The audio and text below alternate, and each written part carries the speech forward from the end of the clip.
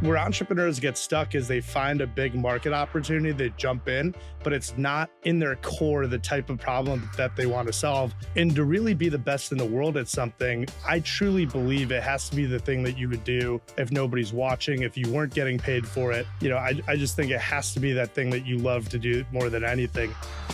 Welcome to Wish I Knew, the show about the revelatory aha moments that founders, CEOs, and leaders discover along their own business journeys, and why taking risks leads to growth. I'm your host, David Cowan. And this is NFL linebacker Cassius Marsh. Hey Reese, it's Cassius Marsh. Just here chilling on a Thursday afternoon. I heard you one of my big fans. I appreciate you being out there screaming for me. Just wanted to wish you a happy 16th birthday. Just appreciate you being a fan. Cassius, very appropriately, is kicking off our second season of our show, but he also helped jumpstart an influencer revolution. And while this is not the voice of our guest on today's episode, it's a voice that every Cameo employee knows because it's part of the first Cameo ever produced back in 2016. But fast forwarding 7 years to today, what is Cameo? Many refer to it as a celeb shout-out service, but by their own explanation, Cameo works with over 50,000 entertainers, influencers, and celebrities around the globe with a core mission to bring personalized surprise and delight celebrity moments right into the palm of your hand, including them wishing your loved one a happy birthday or congratulations on a particular milestone.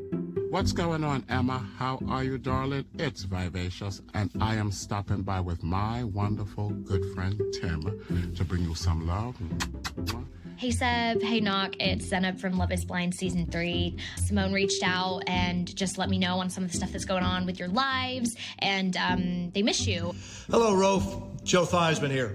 Hey, listen, John asked me to reach out and send my best wishes to you. Actually, he didn't reach out to send best wishes. He wanted me to bust you about being last in the fantasy. Colin Market from Whose Line Is It Anyway here, international comedy icon, the lovely Davis and Lucy, asked me to give you this little video just to say, here's the best wedding wishes for you on your wedding on June 4th.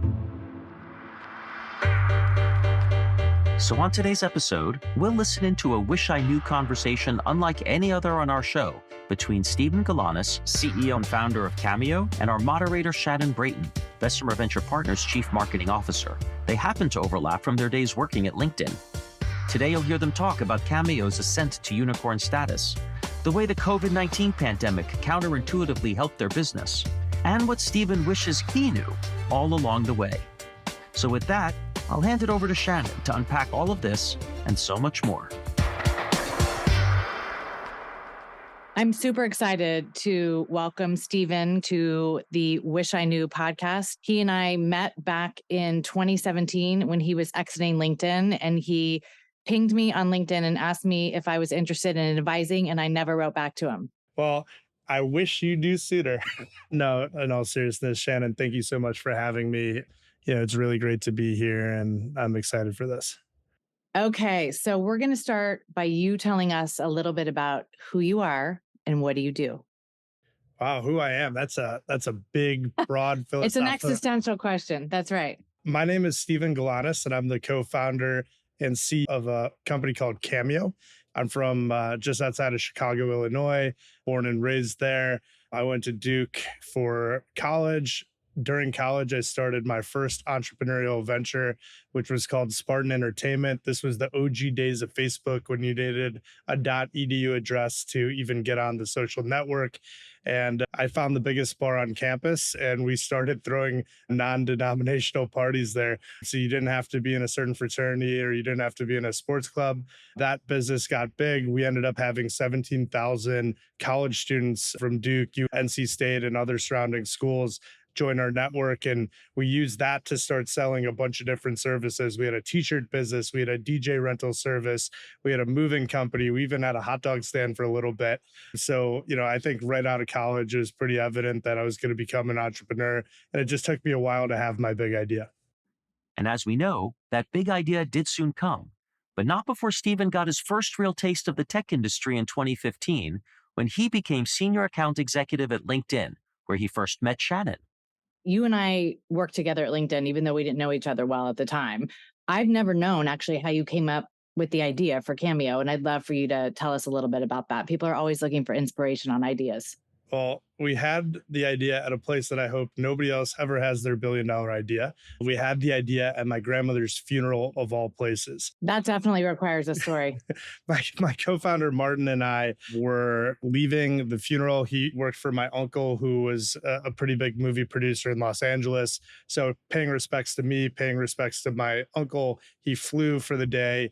And while I had gone to LinkedIn, he had started becoming an NFL agent. And his whole idea was, if I could find a big, strong, like defensive lineman with big personality, maybe I could back into finding the next rock. And he ended up pulling out his phone as I was driving him back to O'Hare. We're stuck in traffic. And he showed me what today we call the first Cameo. And in this video, he was getting Cassius Marsh, a player on the Seahawks, to congratulate a good buddy of his who at the time was number 2 in Nike's athlete marketing program. This guy worked with the biggest athletes in the world, but he was from Seattle, loved the Seahawks. And Martin got Cassius Marsh to congratulate him on becoming a father for the first time. So Martin was showing me this video, not to say, let's start this business, but just to show, look at how charismatic this guy is. He should be a movie star. There's definitely like things we could do with them. And I watched that, had the eureka moment right away. And it was like, Martin, that's the new autograph and we should sell those. And that's how we started Cameo.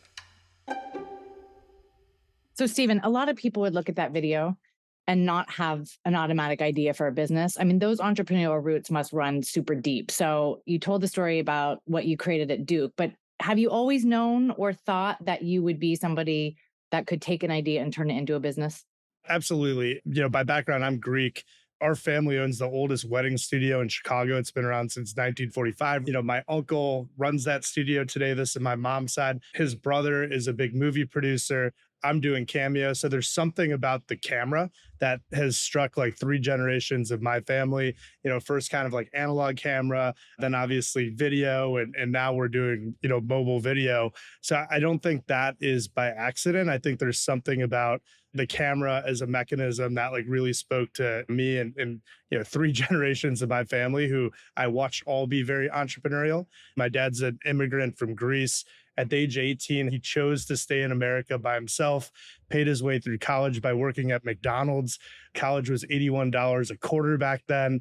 So at the end of the day, like I think being around entrepreneurial people my whole life, there was no kind of work-life balance. Like the business was discussed at the kitchen table. And I just grew up in a family that like loved talking shop, loved talking deals, and ownership was just something that I was surrounded by my whole life.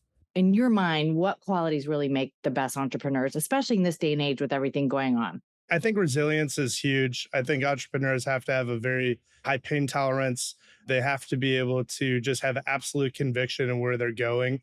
And through kind of skill and charm and charisma, be able to tell people like, hey, here's the future. This is where we're going. Like either from an investment side or an employee side, get on board with me, come ride with me. And like, this is how we're going to change the world.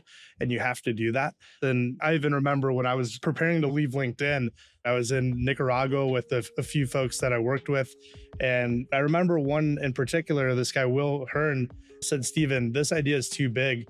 If you don't do this and somebody else builds this company and builds a $1 billion company, could you live with yourself? Nobody had asked me that question before, but the answer was so obviously no. The second that question got asked, there was just something in my brain that, it wasn't about like the path that I would have kept if I stayed at LinkedIn or did something else. Like I had to go do this. I love that framing that person asked you. We owe that person for the fact that you ended up doing it, because that is one of the questions that you would ask yourself pretty routinely, right? For aspiring entrepreneurs out there, if the answer to that is no, then don't do it. It's too hard. And there's another framework that I really have come to love. It's called Ikigai. And this is one that a lot of people at LinkedIn used to talk about as well. And the belief is to be the best in the world at something, it has to be the intersection of what are you great at? What do you love to do? What does the world need? And what can you ultimately get paid for and make money doing? And if you're great at something, the world needs it, you love to do it, but you can't get paid for it, you're just a missionary, right? If you're great at something, the world needs it, you can make a lot of money doing it, but you don't love it, you're a mercenary. So you can remove those circles at any point, but it's so important. And I've seen so many of these VC hype cycles at this point, right? Everyone wants to do AI right now. And a year ago, everyone wanted to do Web3 and crypto. And 2 years before that, you had to have a creator economy company. And before that, it was micro mobility.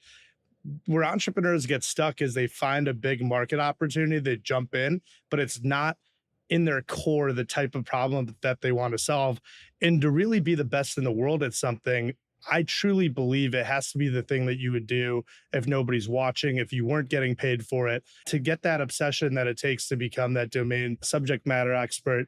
I just think it has to be that thing that you love to do more than anything. And when I was a trader or I was working at LinkedIn, I was producing movies on the side. I was doing all types of things in the sports industry. I was connecting people, like the exact same skill sets I had, I was always having, but it has to be in a subject matter you want. Otherwise, it's too hard. So that's what Stephen did. He set out to be the best in starting a business that checked all of his boxes, even knowing it would be hard. Stephen launched Cameo in 2016 and decided to leave LinkedIn to pursue it full-time at the end of that year. And this interview was recorded in March 2023, right in the midst of a wave of layoffs in the tech industry, as well as the collapse of Silicon Valley Bank, which you'll hear Shannon reference. With everything going on in the market, you've got banks collapsing, you've got hard decisions to make about layoffs and people. And I think it's a really tough time to be an entrepreneur. So I love that you love what you do.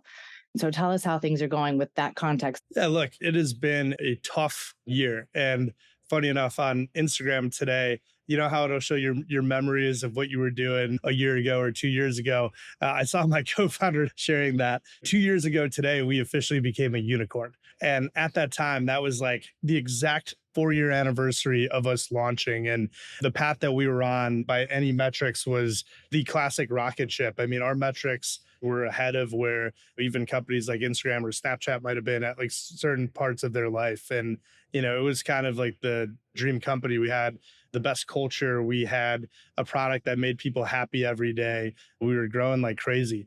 And obviously, as COVID came, I made a lot of decisions during that period to fortify our company and to try to diversify our revenue and try to make our culture more resilient. And to be honest, the decisions that I made at the time that were heralded as forward thinking or genius, up-leveling my whole executive team, or like having a company that had really deep roots in Chicago and taking it fully distributed to the point where only 22% of my employee base is in that Chicagoland area at this point. So, I look at a lot of the decisions that I made and, again, were the right thing to do at the time or were the forward thinking thing to do, might be things that today, like I would have done differently with hindsight.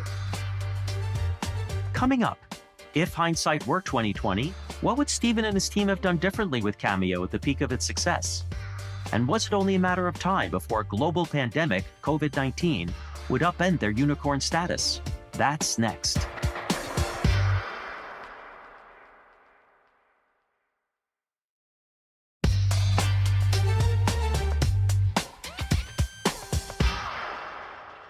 So of all the things you just covered, I'm super interested to know if you could reverse one thing of a decision you made during the COVID period, what would it be? I think the decision to go fully distributed was 100% like the right decision at the time during COVID, but 100% has been the wrong decision for our company and our culture. I'm one of those people that kind of needs to shake hands and jump into a meeting and like, I need to feel the pulse. And, when we went from 100 to 400 people fully distributed and our center of gravity left Chicago and it went all over the place, I think a lot was lost in our culture. And me and the executive team talk every day about how do we get back. But unfortunately, I can't tell everyone you have 90 days to get back in the office when, we hired almost all of them fully remote and they live all over the place. So, we're trying to do the best that we can to build collaboration and fly people in to Chicago or, have norms that we're all expecting, on a team to team level. Like we work these hours no matter where you are in the world and we want to collaborate in that. But certainly like things have been lost for us being fully distributed. And it's really, really hard when you get to a certain size and have certain key team members that aren't in the place that you necessarily want them to hit the hard reset and start over. So you talked about what you miss having everybody together, but What do you think employees are not getting out of a fully remote experience? What are they missing that they don't even know they're missing? Mentorship, first and foremost. I think about what a tragedy it is for the kids that had to go to college, partially remote and then entered the workforce. Maybe they're 2-3 years into the workforce and they never had to like be in early or stay late or, just do those things that would happen. Have a older colleague tap them on the shoulder and say, hey, I need a little help with something. We always hired kids straight out of college or interns and grew them in. But, a remote internship program is really hard. We would have, 20, 30 interns at a time. And those became the lifeblood of our company, that young energy. They were learning, they were excited, and, they just don't have that. And, if there was an idea that some intern had or some young kid had, that wasn't bubbling up. So I just think so much has been lost. So when other CEO friends of yours come to you and they're on the precipice of having to make this decision, do we go fully remote or do we bring everybody back? How do you guide people? So hotly debated everywhere I go. I'm just really interested in your perspective, given you talked about it was a mistake you feel like you made in 2020. There's things I would have done differently, but at the time, you also have to remember that we were one of the few companies in the early days of COVID that took off right away. There were businesses that were going to zero and they were laying people off. And we had a once in a generation opportunity to grab the best talent, which is something that I learned at LinkedIn, right? It's not great talent that wins, it's differentiated talent. And that's what we try to do. We try to get the best people no matter where they were. So I'll preface it this way. Almost every CEO that I know wants to get their people back in, with one exception. Culturally, there is a way to make distributed work exceptionally well. And the big change that you have to do remote, I think, exceptionally well, is you can't have a culture of synchronous meetings. So I do think it can work. I just think that you have to be all in on the documentation side and all in on asynchronous communication. And this, as with many other executives working fully remote, had its consequences, with very real examples that bubbled to the surface. I had a situation with two of my executives where there had been some passive aggressive behavior that kind of went on and on and on for months. And because they were all fully distributed and they'd never met each other, when we finally did bring them to a meeting together, I remember having to literally stop a meeting and almost send everybody out except for the two of them and end up calling a mini mediation session just to make sure that hey guys, we need to work together to go forward. And that conversation, I think, ended up being a great turning point in the way that executive team gelled together. But my executive team that I built during COVID in total might have spent 10 days with each other in the course of a year and a half. Right. And we know what that can do. I mean, it's really challenging. So I'm glad that we spent some time on this because I do think it's something that people are really wrestling with. Now we are 3 years into this. Yeah. Okay. Shifting gears slightly. You said you saw a picture of the day you became a unicorn 2 years ago. Was it today? Actually, 2 years ago today? Well, we announced it 2 years ago today. The deal actually closed, funny enough, on the exact 4-year anniversary of the day we launched. Cameo grew 500% in the first year of COVID. By March 2021, they'd raised a $100 million Series C round that valued the company at over $1 billion. The highs that we've had at Cameo, I would say, have been as high as any company out there. During COVID, everybody's struggling. They're having the worst time ever. And it was just a dream for us, right? And even before that, we were the fastest growing consumer marketplace the year before COVID, which, we've always been talked about as this COVID success story. But when I think of a moment that just kind of summed it all up, I actually remember the day that we closed our Series A, and coming out of Chicago, Bessemer had invested in Raise, pretty early, maybe 5-6 years before. But this is a place where, especially in consumer internet, you could count on maybe one or two hands the companies that, the Groupons of the world, the Grubhubs, but they're kind of they're not happening multiple times a year. It might be every 3 or 5 years or something like that.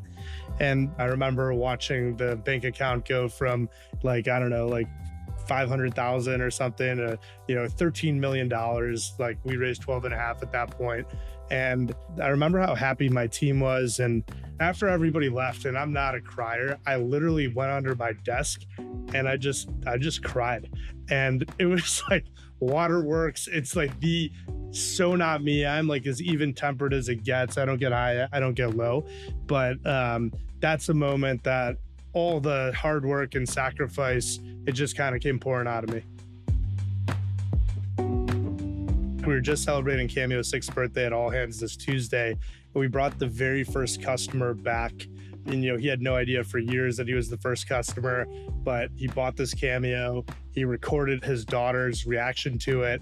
That's how reaction videos got started. We didn't plan that. It was so magic, like the whole ride up from that moment. We had the idea at my grandmother's funeral. It felt like every time something could break right or left, it just kind of went our way, and we had this unbelievable streak of the right things that needed to happen for the business, just kind of like things just kind of fell in place.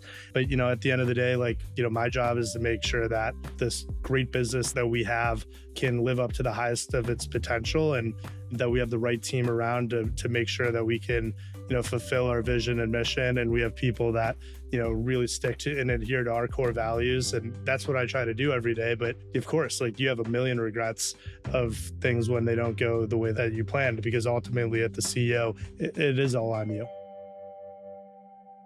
One of the things I have found so often, people always come to me and say, I really want to move up the corporate ladder. I need to become a manager. And they end up becoming a manager. And inevitably a year later, they come back to me and they say, oh my God, being a manager is actually so hard. I literally had never had a corporate manager job ever before being the CEO of Cameo. That must have been a really hard jump to make. Mostly, I would say I would try to be more of a coach than a manager. I don't think I've ever wrote a performance review, but I try to be very transparent with you about, how you're doing on a day-to-day basis. One really, kind of funny situation, about a year and a half ago, I was promoting my VP of product to be the head of product, and nobody working under me had ever been promoted before. So I literally didn't know that there's a promotion packet and a comp change and all these things. I just had literally never promoted anyone that was in my direct line before. And this person who had come out of in a lot of big corporations, he'd been at Google, he'd been at Uber, he got frustrated with me because I never sent a promotion packet over. And I literally didn't know I was supposed to do that. Right. So I'm saying that's the type of thing that I didn't know, but I do want to give a big shout out to Bing Gordon. He's kind of a legendary CEO coach to so many great founders in consumer internet and gaming in particular. And Bing gave me a framework that I really used as the bedrock of the way that I would manage the company, for better or worse. And he really said that at the end of the day, when he looks at all the CEOs he's ever been around, the top 10%, all do 5 things and really only 5 things. They focus on product market fit. They focus on their executive team. Third was about mission, vision, values. And 4th is communication and alignment. Does everybody understand, what we're doing? And are we being transparent? And are people talking about the business the same way? And then lastly, keep the lights on. So this is fundraising and not burning too much money. And really those are the 5 things that you need to concentrate on.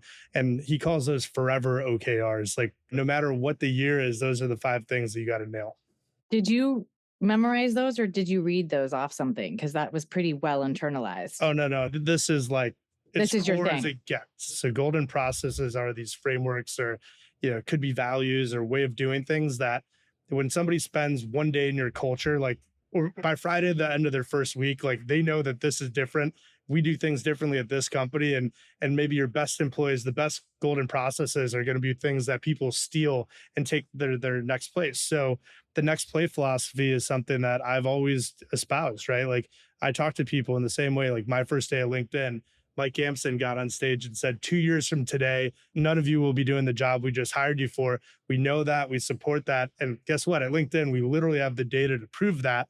Your job in the next 2 years is to figure out what's your dream job. Our job as a company is to give you the skill set you need to get that next job, internal or external. And oh, by the way, when you're ready to leave, make sure you found someone better than you to replace yourself. That was LinkedIn's culture. That was so different than the culture I had trading. And it's something that I've tried to do at Cameo. So we've hired a lot of entrepreneurs, people that will be entrepreneurs, but they aren't yet. From the science, I used to make everyone at Cameo take a personality test. It was called 16personalities.com. And 3% of the people that take this test are actually in the entrepreneur archetype of a personality. They tend to be people that like loss aversion is not something that exists. They're not thinking about the trade-offs. And I love that archetype.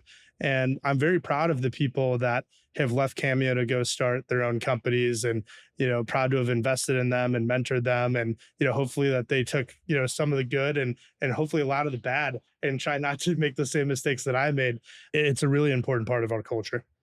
And while an entrepreneurial spirit in prospects is important to Stephen, it's not the only trait he looks for. We try to hire for hungry, humble, kind, curious learning machines who love to win. That's what we really like. When people haven't worked in our culture, it's almost always been because of ego. And Cameo has always been a very low ego place. Anyone that interacts with anyone at our company, whether it's a talent talking to their talent rep, or customer service writing into customers, or some reporter interviewing me, or someone trying to work for us, every single person should feel so special. They should literally feel like the red velvet rope at the Oscars just got lifted up. They're being put on the red carpet and everybody wants to take a picture at them. They're like the center of attention. And if you don't have kind, curious folks like that genuinely, they want to know about you, like they want to solve your problem, they're competitive, they want to win, then they're not going to last very long in our culture. And how much caring and feeding do you have to do with the people on the platform? Like Cameo internally, do you have account managers? How is it structured? Yeah, we do. But, to be honest, the tech has gotten so good that a lot of it's automated at this point. It's pretty rare that my team's going to have to call and like teach somebody how to make a video. We were built on the back of giants, right? By the time we started Cameo, everybody had done a Snapchat before. They knew how to take a selfie video. People had used Tinder. They knew how to swipe right or left if they wanted to do something. So a lot of the core like user interfaces that we made were things that I think felt really, really familiar to the talent. Some of my favorite stories, I remember, Bobby Hall, who is my dad's favorite hockey player. He's like 89 years old. I went over to his house in the early days of Cameo to get him set up. And I thought, we're showing him the future. And he's like, Stephen, I've been doing this since I was 19 years old. Just the medium's changed. I love it. I'm going to use my least favorite word that the Valley overuses so much, which is you've been on a journey these last 4 years, especially the last 2. What's the future for Cameo? What are you most excited about? It looks like Cameo for Kids got off to a great start. How does it feel now when you look out to the future with a leaner and different business? Our ambitions remain the same, but the timeline upon which we're going to be able to go get them, we've certainly had to rein it in, right? So you have a lot of company there. For sure. I'm not just talking about us, but I think this is broadly the case. I look back at our Series C pitch deck and I see these businesses that we were going to build. And, a year ago when we did our first riff, we had to exit some, initiatives that would probably be paying big dividends right now. And, that's really tough. But at the end of the day, like when I think about our market, the 3 truths that existed when we started the business, I think are only becoming more clear to more people today. We fundamentally believe that there are more famous people on earth today than ever before. We believe that people are more famous now than they've ever been at any period of time. And, counterintuitively, we actually believe that because of social, because of a following, the half-life of fame is actually increased. So once you have 15 minutes of fame today, it actually will last 15 years. When you think of the 100 biggest brands in the world, like many of them are people now. And you're seeing this with, Rihanna and like what she's built with Fenty, or you're seeing this with Mr. Beast, who was just at the Lion Tree Media Conference, and you had all the titans of industry like listening to him about where the future is. And so at the end of the day, like I believe that the things that we set out to do, like those trends are all still going hard. Cameo is no longer just a platform for people to buy personalized videos of their favorite celebrities. Today, Cameo's fastest growing part of the company is their B2B revenue line, Cameo for Business. Our B2B business has been the most exciting part of Cameo. Brands are becoming more reliant on video for their digital marketing. They want bespoke user-generated content from celebrities and influencers. We can get that faster and cheaper and quicker and more authentic than anybody else in the world can. And I think we've got a multi-billion-dollar opportunity there, but we need time to do that. We have 14,000 corporate customers that are starting to work with Cameo for Business, but it's still early days. Our kids business is something that we're really excited about. We partnered with Candle Media to bring CoComelon, the biggest YouTube channel in the world, and used AI and voice models to take these animations and bring these characters to life. Hey, friends. It's JJ from Coco Melon. I'm so excited to be on Cameo to share holiday cheer. The reaction videos that you see from kids are absolutely incredible. And then, lastly, I think about our merch business, and so many of the biggest celebrities in the world are now building these great brands around different products that we're selling. And, we can do everything from, traditional merch to autographs. Like, we even worked with David Dobrik to create candles that were branded with, Marvel. So like we've done so many different things, or One Tree Hill basketball jerseys. So, the future is very, very bright for, Cameo, and we just continue to chip away at what we think is a massive TAM. And who on the Cameo platform gets the most requests? I'm super curious. Yeah. So the person that gets the most requests is actually out of the UK. He's one of the leads of a show called The In-Betweeners. His name's James Buckley. All right, Connor, Chris and Ronan, your friend, Ryan, has asked me to ask you guys if you'll be groomsmen for Ryan and Caitlin's wedding in Florida next year. Obviously, you're going to say yes to that. You're going to be getting in with the Florida Clunge. He's done tens of thousands of cameos, I believe, at this point. And, one of the funny things about that is at the time he was nervous that he wasn't ever going to get booked. He's like, who would ever want a cameo for me? So what we found is that these iconic personalities tend to do amazing. And in the US, it's been very well documented that people like Brian Baumgartner from The Office tends to top the charts year after year. It's me, Brian Baumgartner here, and your husband, Chris, wanted me to wish you a happy Valentine's Day. Wow. Have a great V-Day. Don't get a VD on your V-Day. And one thing that I found to be really interesting is television routinely will outperform movie stars. And I guess that's because, you're watching them, they become part of your life. The Real Housewives are an extension of so many people's living rooms. And, on the women's side, like they do better than anybody.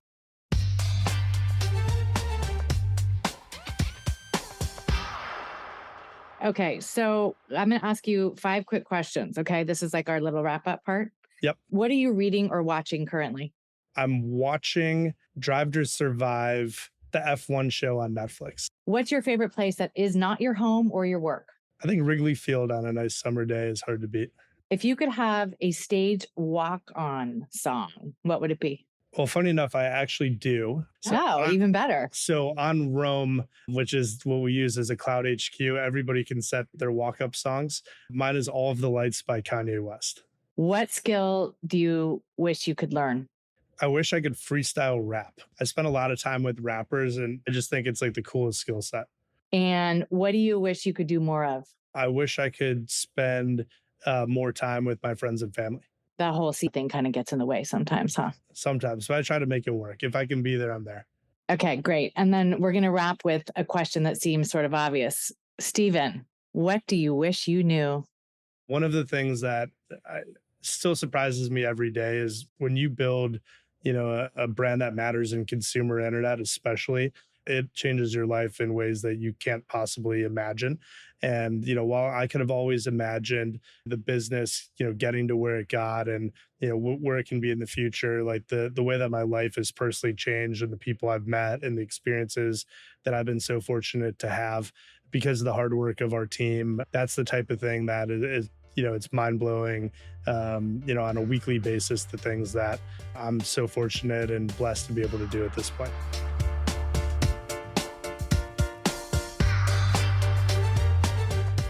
That's it for today's episode of Wish I Knew. You can find and follow the show on Apple, Spotify, Amazon Music, or anywhere you listen to podcasts, or at bvp.com/wishiknew. An extra special thank you to Steven Galanis for joining us on today's episode. Wish I Knew is a podcast by Bessemer Venture Partners. The show is created by our very own Karen Lee and Christine Dekers. I'm your host, David Cowan. Our show is produced by the team at Philia Media. Our lead producer is Molly Getman. Our executive producer is Kate Walsh.